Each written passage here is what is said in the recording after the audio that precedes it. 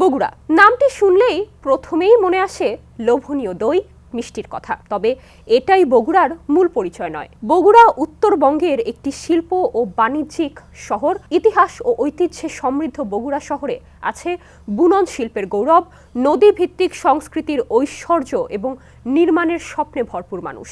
এই মাটিতে জন্ম নিয়েছিলেন এক স্বপ্নবাজ, যিনি তার কর্মদক্ষতার মাধ্যমে বগুড়া শহর এবং সমগ্র দেশের জন্য কিছু করতে চেয়েছিলেন। আজকের সমকাল মিট দ্য এক্সপার্ট পর্বে আমরা কথা বলবো অলিউল ইসলাম দুর্লভের সঙ্গে, তার স্বপ্ন এবং আধুনিক নির্মাণের ভবিষ্যৎ নিয়ে।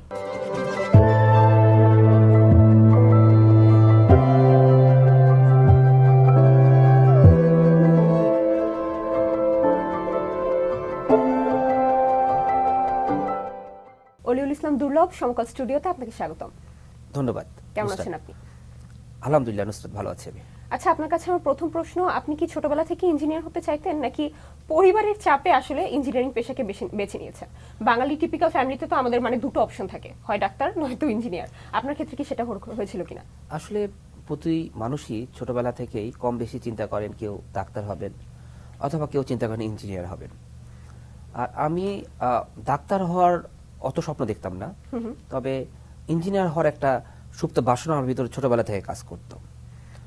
আমি যখন ইউনিভার্সিটিতে চান্স পাইলাম তখন আমি আমার অনেকগুলো সাবজেক্ট যখন চয়েস করার সুযোগ আসলো, তখন আমি সিভিল ইঞ্জিনিয়ারিংকে বেছে নিয়েছিলাম। তার অন্যতম কারণ হচ্ছে যে ম্যাথমেটিক্সের উপরে আমার একটা ভালো লাগা ছোটবেলা থেকে কাজ করত। আর যখন দেখলাম যে সিভিল ইঞ্জিনিয়ারিংটা ম্যাথমেটিক্সের সাথে ওতপ্রোতভাবে জড়িত, তখন আমি সিভিল ইঞ্জিনিয়ারের প্রতি আরো আগ্রহ বেড়ে গেল। আর হচ্ছে যে এবং সিভিল ইঞ্জিনিয়ারিংয়ে আমি ভর্তি হলাম। আচ্ছা, আমরা তো বেশিরভাগ সময় দেখা যায় ঢাকা বা বিভাগীয় শহরগুলোতে নগরায়নের প্রক্রিয়াগুলো আসলে বেশি হয়, প্রকল্প বেশি নেওয়া হয়, কিন্তু গ্রাম বা একটু প্রত্যন্ত অঞ্চলে নগরায়ন আসলে কিভাবে করা যেতে পারে এই সম্পর্কে যদি জানাতেন।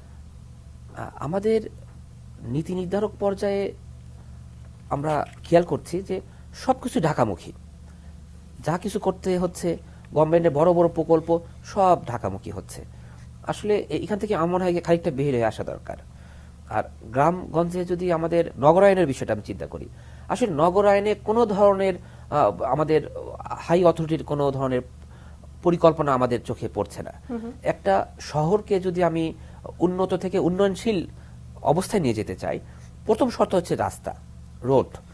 এই রোড নির্মাণের ক্ষেত্রে হয়তোবা ভবিষ্যতে রোড আজ থেকে পরবর্তী 20 বছর পরে হোক, 30 বছর পরে হোক, কিন্তু একটা গোটা বাংলাদেশের মাস্টার প্ল্যান দরকার। ঢাকা কেন্দ্রিক নগরায়নের কথা বললেন, সেখান থেকে আসতে চাই। আসলে এই যে ঢাকা কেন্দ্রিক নগরায়ন, এর কারণে আসলে ভূমিকম্পের ঝুঁকি কিন্তু অনেক বেড়ে যায়। এই ঝুঁকি মোকাবিলা করতে আসলে কি কি পদক্ষেপ নেওয়া প্রয়োজন বলে আপনি মনে করেন? আসলে ভূমিকম্প তো প্রিভেন্ট করা সম্ভব না, ভূমিকম্পের ক্ষতি কমানো সম্ভব।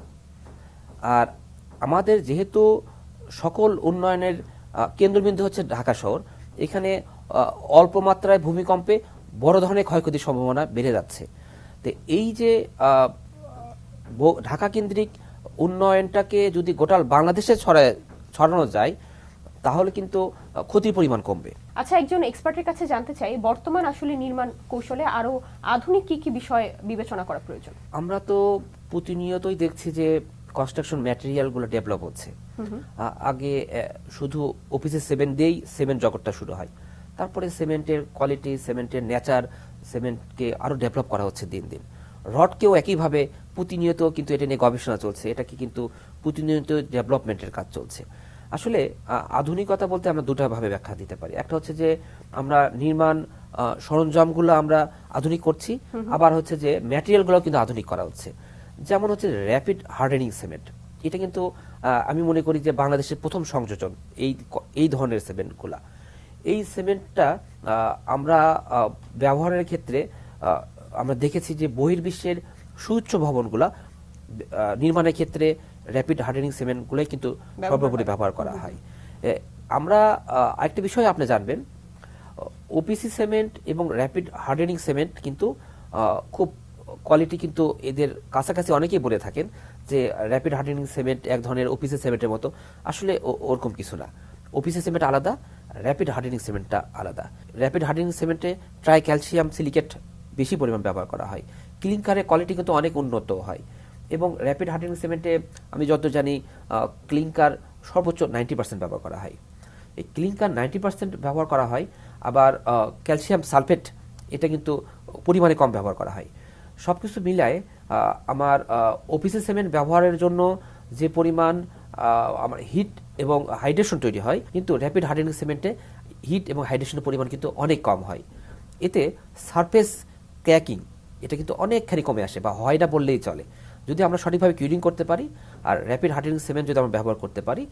যেহেতু এখানে আপনাকে হিট এবং হাইড্রেশন কম হচ্ছে, সো এটা কনক্রিটকে অনেক বেশি সুরক্ষায় রাখছে। আপনি জেনে থাকবেন ঢালাই স্পেশাল সিমেন্ট কিন্তু বাংলাদেশের প্রথম ও একমাত্র র্যাপিড হার্ডেনিং সিমেন্ট।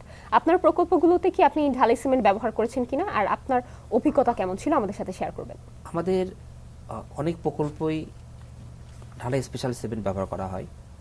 আর যেহেতু র্যাপিড হার্ডেনিং সিমেন্টটা আমাদের বাংলাদেশে প্রথম এই কোয়ালিটির সিমেন্ট বাজারে এসেছে, আমরা এই সিমেন্টের বেশ কিছু সুবিধা পাচ্ছি। প্রথম সুবিধা হচ্ছে যে আমাদের project hand over duration time অনেক কমে আসছে। আমরা যেহেতু এটা খুব দ্রুত সেটিং এবং হার্ডেনিং মানে হার্ড কনক্রিটটাকে শক্তি অর্জন করে, তো আমরা খুব কম সময়ে কিন্তু আমরা ছাদের শাটারিংটা খুলে দিতে পারছি এবং আমরা দ্রুত গাঁথনির কাজ করতে পারছি। আমরা ফ্ল্যাটটা খুব দ্রুত ক্লায়েন্টের কাছে বুঝিয়ে দিতে পারছি। ওভারঅল আমাদের এই প্রজেক্ট হস্তান্তরের টাইমটা কমে আসছে, বেশ কমে আসছে। এতে আমাদের শ্রমিক কম লাগছে, আমাদের সাইটের যে কস্টিং, মেনটেনিং কস্টিং এটা কমে আসছে এবং আমাদের নির্মাণ ব্যয় কমে আসছে। এটা কম বেশি 20 থেকে 25% নির্মাণ ব্যয় কমানোর একটা কৌশল র্যাপিড হার্ডেনিং সিমেন্টের ব্যবহারের মাধ্যমে। আর আরেকটা বিষয় আমাদেরকেও খেয়াল করতে হয়, সেটা হচ্ছে যে শুধু ভবন নির্মাণের ক্ষেত্রে না, আমাদের অনেক সময় রেক্টোফিটিংয়ের কাজ করতে হয়, যেটা খুব দ্রুত সেটিং এবং স্ট্যান্ড উভয়ই প্রয়োজন। সেখানে কিন্তু র্যাপিড হার্ডেনিং সিমেন্টের বিকল্প নাই, কারণ আমরা তো সব ক্ষেত্রে অফিস সিমেন্ট ব্যবহার করতে পারি না। আমি একটু আগে জানিয়েছিলাম যে আপনাকে যে অফিসের সিমেন্টের হিট এবং হাইড্রেশনের পরিমাণটা অনেক বেশি। মানে মানে কনক্রিট যদি রিয়াকশনের সময়, জমাট বাঁধার সময় যদি তাপ বেড়ে যায়, রিয়াকশন টেম্পারেচার যদি বেড়ে যায়, তাহলে কিন্তু সারফেস ক্র্যাক মানে আপনার কনক্রিটের উপরে ফেটে যাবে। এটা হেয়ার ক্র্যাকের মতো কিছু দেখা যায়, আর অনেক ক্র্যাক না দেখা যায় না। যেসব ক্র্যাক দেখা যায় না, এটা কিন্তু আরও মারাত্মক। এটা একটা সময় ওই কনক্রিট বা ওই স্ল্যাব ড্যামেজ হয়ে যায়, ড্যাম হয়ে যায়। এটা আমি 15 বছর 10 বছর পরে কিন্তু এটা আমাদের ধরা পড়ে। এটা কিন্তু আরও একটা মারাত্মক সতর্কতার একটা বিষয়, যে হেয়ার ক্র্যাক বলি, সারফেস ক্র্যাক বলি, এটাকে কিন্তু আমাদের খুবই সজাগ থাকতে হবে কনক্রিটের কোয়ালিটি রক্ষা করতে চাইলে। আর বিল্ডিংটাকে যদি সাস্টেন করতে চাই, তাহলে এই অন্যতম বিষয় যাতে এই সিঙ্কেজ, কনক্রিট সিঙ্কেজ যদি বলি, দ্যাট মিনস হাইড্রেশনটা, এটা কমানোটা আমি সবচেয়ে বেশি জরুরি মনে করি। এই যে প্রকল্পের সময় এবং খরচ বাড়ার কথা বললেন, তাহলে জানতে চাই এই যে দ্রুত শক্ত হওয়া সিমেন্ট বা র্যাপিড হার্ডেনিং সিমেন্ট ব্যবহারে প্রকল্পের সময় বা খরচ আসলে কতটা কমে বলে আপনি মনে করেন? র্যাপিড হার্ডেনিং সিমেন্ট ব্যবহারে আমরা সিলিন্ডার টেস্ট করেছি। এটা আমরা 2 দিনে 20 MP আমরা পেয়েছি, যা আসলে আমাদেরকে আরও আগ্রহ তৈরি করেছে যে হাই স্ট্রেংথ কনক্রিট ডিজাইনের ক্ষেত্রে। হাই স্ট্রেংথ ডিজাইন, আমরা হাই স্ট্রেংথ কনক্রিট ডিজাইন যদি করি হাইরেজ বিল্ডিংয়ের ক্ষেত্রে, তাহলে কিন্তু আরসিসি স্ট্রাকচারে খরচটা কিন্তু কমে আসবে। তো খরচটা কমে আসলে এবং আমাদের যেহেতু খরচটা কমে আসছে এবং আমরা এই প্রজেক্ট হস্তান্তরের সময়টাও আমাদের কমে আসছে, সব কিছু মিলায় আমাদের কিন্তু 20 থেকে 25% আমরা কস্ট মিনিমাইজ করতে পারছি। আরও একটা বিষয় হচ্ছে আমাদের ফাইন্যান্সিয়ালি আমাদের যেমন সুবিধা হচ্ছে, আমরা একটি প্রজেক্ট হ্যান্ড ওভার করে আরেকটি প্রজেক্ট আমরা কিন্তু ধরে নিলাম যে একটা প্রজেক্ট কমপ্লিট করতে আমাদের 2 বছর লেগে যাবে, সেটা কিন্তু আমরা 20 মাসেই হ্যান্ড ওভার হয়ে যাচ্ছে। এবং আমরা যে প্রজেক্টটা হ্যান্ড ওভার করেছি, উনি কিন্তু ওই 2 বছরের জায়গায় কিন্তু 20 মাসে শেষ হয়েছে, 4 মাস আগে থেকে কিন্তু ভাড়া দিতে পাচ্ছেন অথবা ইউজ করতে পাচ্ছেন। এটা কিন্তু তার একটা সাশ্রয়। আবার আমি যে অন্য একটা প্রজেক্ট 2 বছর পর শুরু হওয়ার কথা ছিল, আরও 4 মাস আগে শুরু করছি। দিনে দিনে তো কস্টিং বেড়ে যায়, আপনার হচ্ছে ম্যাটেরিয়াল কস্টিং বাড়ে। আমার এই টাইম কনজিউম কম হওয়ার জন্য আমরা মনে করি যে এটা আমাদের দেশের অগ্রগতির জন্য, আমাদের কনস্ট্রাকশন এই জগৎটাকে আরও এক ধাপ এগিয়ে নিয়ে যাওয়ার জন্য র্যাপিড হার্ডেনিং সিমেন্টের কোনো বিকল্প নেই। আপনাকে অনেক ধন্যবাদ আজ সমকাল স্টুডিওতে আমাদের সঙ্গে থাকার জন্য। ধন্যবাদ নুসরাত। দর্শক, এই ছিল ঢালাই special cement presents Samakal meet the এক্সপার্টের আজকের আয়োজন। পরবর্তী পর্ব দেখার আমন্ত্রণ জানিয়ে আজকের মতো এখানেই শেষ করছি। আপনাদের সঙ্গে ছিলাম আমি নুসরাত জাহান। আপনারা ভালো থাকবেন, নিরাপদে থাকবেন, সমকালের সঙ্গেই থাকবেন।